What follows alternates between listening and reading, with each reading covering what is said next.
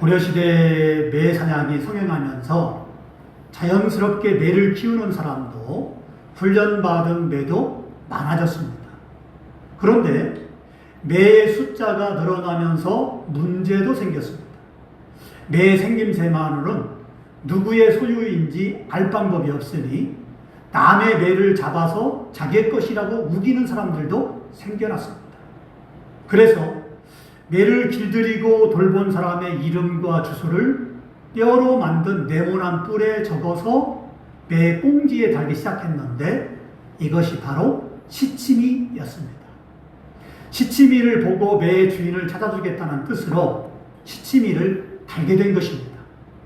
그런데도 욕심이 많은 사람들은 매에 달린 시치미를 떼고 자기 것이라고 우겼습니다.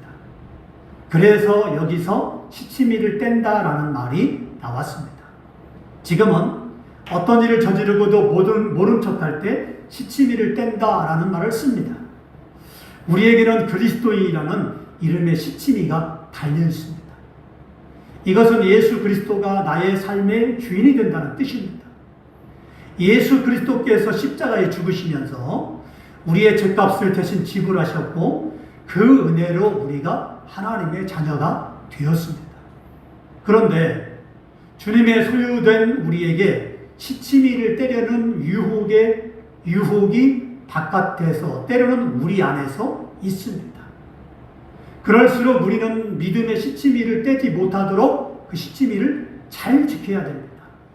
바로 이것이 우리 그리스도인의 성별된 삶의 시작입니다. 본문은 성별된 삶이라는 제목의 말씀이에요. 이 시간 우리는 본문을 통해서 왜 우리가 그리스도인으로서 성별된 삶을 살아야 되는가를 깨달으며 은혜를 받고자 합니다. 본문 14절로 15절 말씀하십시다. 너희는 믿지 않는 자와 멍에를 함께 매지 말라. 의와 불법이 어찌 함께하며 빛과 어두움이 어찌 사귀며 그리스도와 베리알이 어찌 조화되며 믿는 자와 믿지 않는 자가 어찌 상관하며 그랬습니다. 자, 그리스도인으로서 성별된 삶이란 무엇일까요? 그 첫 번째가 바로 믿지 않는 자와 멍에를 매지 않는 것입니다. 멍에란 무엇입니까? 멍에는요, 농사를 지을 때 이 쟁기나 수레를 끌기 위해서 말이나 소의 목에 얹는 막대기를 말합니다. 그런데 여기서 멍에의 의미는 하나의 목적을 이루기 위한 친밀한 목적을 의미합니다. 성별된 삶을 살아야 하는 그리스도인은 믿지 않는 자와 멍에를 매지 말아야 합니다. 그러면 왜 멍에를 같이 매지 말아야 됩니까? 살아가는 방향과 목적이 다르기 때문에 그래요. 믿는 사람이 가는 방향과 믿지 않는 사람이 가는 방향은 분명히 다릅니다. 그렇습니다. 세상 사람들이 살아가는 방향과 믿는 사람이 살아가는 방향은 다릅니다.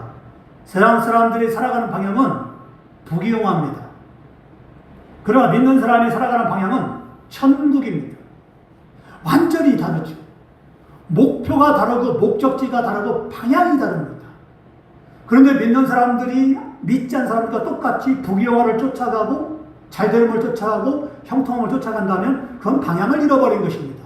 나 예수 잘 믿는데요. 나 교회 다녀요. 나 기도하는데요. 나 말씀 잘 드려요. 나 예배 잘 드립니다. 하지만 방향을 잃어버렸습니다. 그렇습니다. 서울로 가려면 서울로 방향으로 가야 됩니다. 왜 서울 가는 사람이 왜 부산 방향으로 갑니까? 그건 잘 가는 것이 아닙니다. 거기에 목적지를 가게 되면 부산이 나옵니다. 서울이 나오지 않습니다. 천국도 마찬가지입니다. 천국 가는 방향으로 가야 천국이 나오는 것이지. 천국 반대 방향으로 가게 되면은 천국이 절대 나오지 않습니다. 근데 많은 사람들은 말합니다. 나 예수 잘 믿어요. 나 교회 잘 다닙니다. 나 예배 잘 드립니다. 그렇지 않습니다. 예수 잘못 믿는 것입니다. 교회 잘 못 나가는 것입니다. 예배 잘 못 드리는 것입니다. 현재 주수가 그렇습니다. 마찬가지입니다. 우리 믿음도 마찬가지입니다. 그렇기 때문에 우리가 믿지 않는 자와 멍에를 같이 매면 안 됩니다. 그들처럼 살아서는 안 됩니다. 그들이 바라보는 방향으로 살아서는 안 됩니다. 그렇게 따진다면 우리 믿음의 선배들은 다 포기해야 됐습니다. 예배 하나 지키기 위해서 그 예배 하나 드리려고 그들은 목숨까지 버렸습니다. 재산도 버리고 그리고 삶의 재미도 버렸습니다. 많은 사람들이 말합니다. 왜 사냐? 말합니다. 그런데 우리 믿음의 선배들은 왜 사냐? 나는 예배를 드리기 산다. 그래서 그들은 예배를 드리기 위해서 목숨도 받아야지 않고 죽음을 각오했습니다. 그렇습니다. 예배를 똑바로 드려야 됩니다. 엉터리면 안 됩니다. 우리가 예배의 목숨을 걸어야 됩니다. 그런데 많은 현대 그리스도인들은 그렇게 하지 않습니다. 그냥 교회만 다니면 천국 가는 줄로 압니다. 내가 정해진 대로 예수를 믿으면 그게 믿음이라고 착각합니다. 착각하지 말아야 됩니다. 하나님이 믿음으로 인정하지 않으면 그 믿음이 아닙니다. 교회 다닌다고 믿음 있는 게 아닙니다. 예배 드린다고 믿음 있는 게 아니에요. 우리가 착각하면 안 됩니다. 하나님께 인정받으려고 몸부림 걸쳐야 됩니다. 하나님이 인정하는 믿음을 가지려고 애를 써야 됩니다. 노력해야 됩니다. 회개해야 됩니다. 하나님 말씀대로 순종해야 된다. 근데 하나님 말씀에 순종함이 없습니다. 그렇기 때문에 눈으로 볼 때는 믿음인 것처럼 보이지만 다른 사람이 믿음이 있다고 인정하지만 하나님은 너 믿음이 없어 라고 한다면 그건 바로 성경의 말씀처럼 버리운 자입니다. 오늘 우리는 잘 깨달아야 됩니다. 자, 지금은 농사를 지을 때 밭이나 논을 트랙터로 갈아엎거나 갈아서 농사를 짓습니다. 하지만 이런 트랙터가 만들어지기 전에는 옛날에 소나 나귀 등을 이용해서 쟁기를 밭이나 논을 갈아엎어서 농사를 지었습니다. 보통 우리나라 시골에서는 소 한 마리로 농사를 짓지만 이스라엘에서는요 한 결이 즉 소 2마리로 짝을 이루어서 쟁기를 갈았습니다. 소 한 마리만으로도 쟁기를 갈 수 있습니다. 하지만 이렇게 소 2마리 즉 한 결이로 쟁기를 갈았던 것은 좀 더 효율적으로 농사를 짓기 위해서 그렇습니다. 가령 소 한 마리가 약하거나 지치거나 힘들면 옆에 있는 소가 더 힘을 써서 도와줍니다. 자, 동물들도 이렇게 서로 도울 때 일을 잘 감당할 수 있었습니다. 그러면 우리의 신앙생활도 마찬가지입니다. 그렇습니다. 왜 결혼합니까? 아이를 낳고 행복하게 살려고? 땡! 틀렸습니다. 그렇지 않습니다. 하나님이 남자와 여자가 만나서 결혼하게 한 목적은 바로 자녀를 생성하는 그리고 번성하는 뜻도 있지만 정말 중요한 것은 내 아내가 믿음을 잃어버리면 남편이 더 도와줘서 세워줘야 됩니다. 남편이 믿음을 잃어버리면 아내가 기도하고 세워줘야 됩니다. 서로서로 도와서 믿음이 세워져서 믿음의 가정을 이루라고 하나님께서 그렇게 결혼의 제도를 만들어 놓은 것입니다. 그렇기 때문에 이 이스라엘의 소 2마리가 한 결의를 이뤄서 농사를 짓는 것처럼 우리도 역시 마찬가지로 가정의 농사를 잘 지어야 됩니다. 많은 사람 말합니다. 자식 농사가 첫째라고 자식 농사를 잘 지어야 된다고. 땡! 아닙니다. 그것도 맞습니다. 그러나 중요한 건 자식 농사를 짓 때 믿음의 농사를 지어야 됩니다. 믿음의 농사가 먼저입니다. 내 가정을 믿음으로 농사를 잘 지을 때 자식의 농사는 저절로 잘 지어야 됩니다. 믿음의 농사를 실패하게 되면 자식 농사도 망치게 됩니다. 근데 많은 사람들이 그걸 영적 비밀을 깨닫지 못합니다. 그렇기 때문에 자식이 좋은 대학에 가고 좋은 직장에 가고 이제는 좋은 사람과 결혼하게 되면 야 나는 자식 농사를 잘 지었다라고 착각을 하며 삽니다. 믿음은 어디 갔습니까? 아무리 그렇게 잘 되어도 구원받지 못했다면 끝장난 거죠. 끝난 것입니다. 그건 자식 농사를 잘 지은 게 결코 아닙니다. 많은 부귀영화를 누렸다고 해서 그 가정이 행복하냐? 그 가정이 복을 받았냐? 착각하지 마십시오. 돈이 아무리 많고 남들이 부러워하는 삶을 살만할지라도 믿음이 없다면 그거는 버리운 가정입니다. 하나님이 없는 가정입니다. 하나님이 없는 가정에 행복이 있습니까? 인간의 행복은 있을 수 있습니다. 하지만 믿음의 즐거움, 구원의 감사, 은혜가 없다는 걸 알아야 됩니다. 그건 진정한 행복이 아닙니다. 우리가 비록 가난하게 살지라도 없이 살지라도 남들보다 많이 누리지 못할지라도 구원의 감사가 있고 구원의 기쁨이 있고 구원의 즐거움이 있다면 그건 엄청난 축복을 받은 사람입니다. 할렐루야. 우리가 그런 믿음의 삶을 살아야 됩니다. 근데 많은 사람들이 그걸 알지 못합니다. 무조건 세상의 부귀영화를 쫓아갑니다. 잘못된 길입니다. 그건 길 방향을 잃어버린 것입니다. 오늘 우리에게 하나님은 말씀하고 있습니다. 자, 말씀을 돌아가 보십시다. 만일 소 2마리로 쟁기를 가는데 한 마리는 똑바로 가는데 다른 한 마리가 자꾸만 다른 방향으로 가려고 해보세요. 그럼 어떻게 되겠습니까? 힘은 힘대로 들고 쟁기는 달 수 없고 농사도 지을 수 없어요. 당시 고린도 교회 성도들에게 우상 숭배자들이 벌이는 축제가 있었는데 그 그리스도인들에게 축제에 참여하라고 하는 유혹을 받았습니다.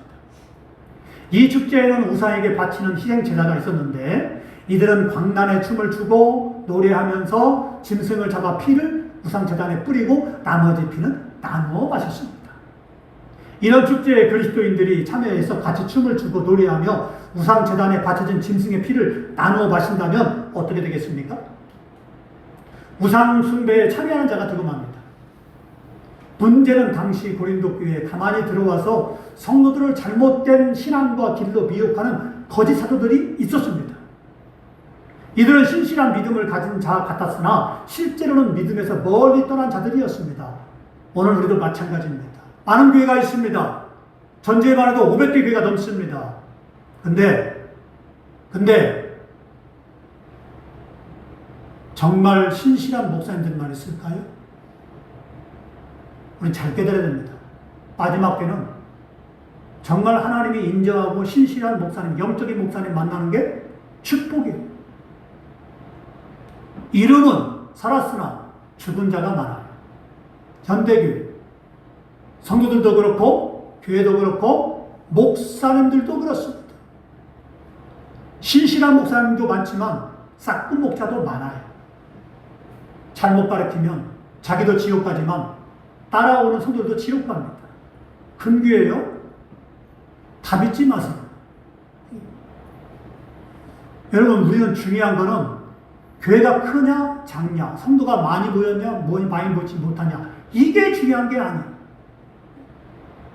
목사님이 하나님을 두려워하냐, 하나님을 경외하냐, 언제나 하나님이 1번이냐, 하나님 목사님을 만나야 돼요. 인간의 생각으로 가르치는 목사님들 굉장히 많습니다.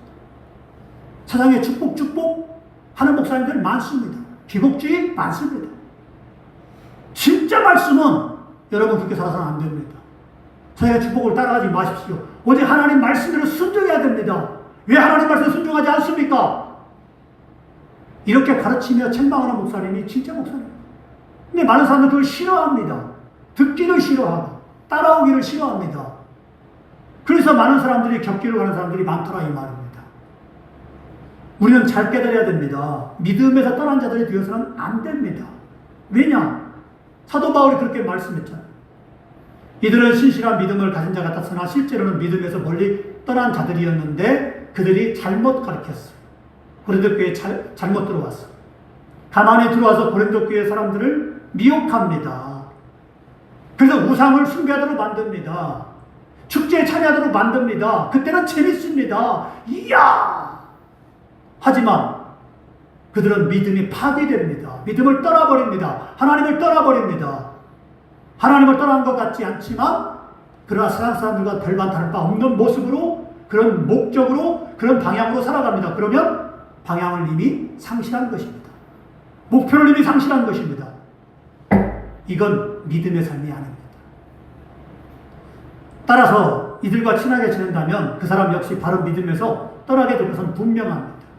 사도 바울은 이런 것을 염두에 두고 믿지 않는 자들과 같이 멍에를 매지 말라고 겉면을 넘어서 강하게 명령을 했던 것입니다. 할렐루야. 그렇습니다. 세상 사람들은 아무런 거리낌 없이 음행, 탐욕, 호색, 우상숭배를 행합니다. 세상 사람들은 이런 것들을 죄라고 생각하지 않습니다. 하지만 우리 그리스도인들은 하나님이 특별히 세상 사람들 가운데 성별하고 구별하여 하나님 백성으로 구원해 주셨기 때문에 우리는 하나님이 거룩한 것처럼 우리도 성별되고 거룩한 삶을 살아야 됩니다. 왜? 하나님 백성이기 때문에. 물과 기름은 섞일 수 없고 의와 불법이 함께할 수 없고 빛과 어두움이 공존할 수 없는 것처럼 믿는 자와 믿지 않는 자가 같이 할 수 없습니다. 또한 그리스도와 베리알이 조화를 이룰 수 없습니다. 여기서 베리알은 극한 사람을 의미하는데 나중에는 사탄막이나 적그리스도를 의미하게 되었습니다. 따라서 하나님의 아들 예수 그리스도와 베리알 사탄마귀가 조화를 이루지 못하는 것은 너무나 당연한 것입니다. 왜냐하면 사탄마귀는 하나님을 대적하는 자요, 하나님보다 높아지려고 교만으로 인해서 타락한 자이기 때문에 그렇습니다. 그러므로 사탄마귀의 종노릇하는 세상 사람들, 즉 불신자와 멍에를 같이 매지 말아야 됩니다. 만일 이들과 함께 멍에를 매면 그리스도인의 인생은 구원의 방향이 아닌 멸망의 방향으로 갈 것이며 축복의 방향이 아닌 저주의 방향으로 갈 것이고 평안의 방향이 아닌 고통의 방향으로 가고 말 것입니다. 그러므로 인해 엄청난 실패와 절망이 있게 되므로 그리스도인은 불신자와 멍에를 함께 매서는 안 됩니다.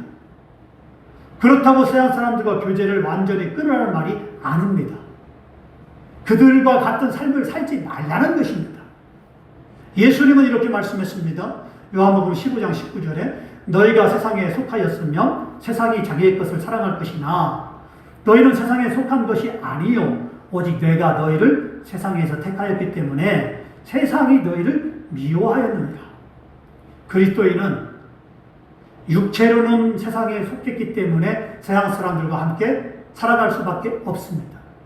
하지만 영적으로는 세상에 속하지 않은 하나님 백성이기 때문에 하나님 말씀을 따라서 구별되고 성별된 삶을 살아야 됩니다. 세상 사람들이 막말하고 막 행동할지라도 우리 그리스도인들은 그들과는 반대로 좋은 말, 은혜로운 말, 좋은 행동, 착한 행동을 하며 살아야 됩니다. 사도 바울은 본문 17절에서 부정한 것을 만지지 말라고 말씀했습니다. 우리 그리스도인은 이 말씀처럼 세상의 온갖 더러운 것에서 자신을 깨끗하게 해야 됩니다.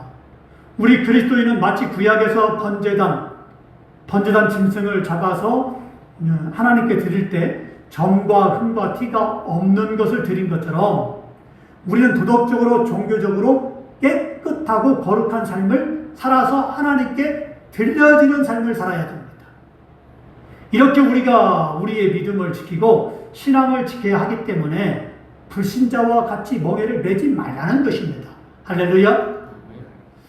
이스라엘 백성들이 하나님의 그 능력과 은혜로 출애굽을 하게 되었습니다.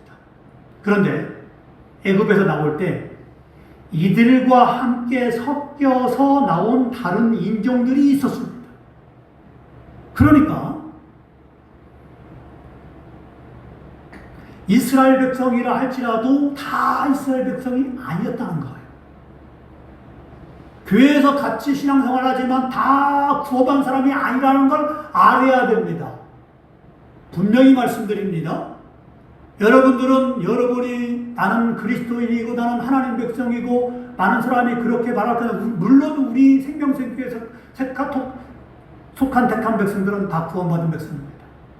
하지만 큰 교회 가면 그렇지 않다는 걸 알아야 됩니다. 다 구원받은 백성이냐? 제가 하나님께 물었습니다. 하나님, 구원이 뭡니까? 구원받은 백성이 뭡니까? 라고 말씀하니까 하나님 저에게 말씀해 주셨습니다. 다 구원받은 백성이 아니다. 청함받은 자는 많되 애복을 입지 않은 택함받지 않은 자가 있다. 라고 말씀했습니다. 그래서 다 같이 예배드리고 그리고 교회 다니고 그리고 그리스도인이다라고 말하지만 그러나 실상은 택하지 않은 하나님 백성이 있다는 거예요. 이 점이 중요한 거예요. 그래서 이스라엘 백성들이 출애굽을 할 때 이스라엘 백성만 나온 게 아니에요. 섞여서 나온 다른 인종들이 있었습니다. 민수기 11장을 보면 성경은 이렇게 이들이 어떻게 행동하며 삶을 살았는지를 이렇게 말씀하고 있습니다. 그들 중에 섞여 사는 다른 인종이 탐욕을 품음에 이스라엘 자손도 다시 울며 이르되 누가 우리에게 고기를 주어 먹게 하랴. 우리가 애굽에 있을 때에는 값없이 생선과 오이와 참외와 부추와 파와 마늘들을 먹은 것이 생각나거늘 이제는 우리의 기력이 다하여 이 만나 위에는 보이는 것이 아무것도 없도다 하니 그랬습니다. 오마이갓, 세상에 만나를 먹는 것이 하찮은 일입니까? 만나는 이 땅의 음식이 아니라 하늘의 음식이에요.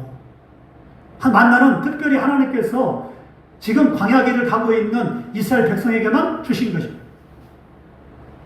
그것도 한정판 40년 동안 만나를 먹으면 고기를 먹는 것보다 힘이 나요.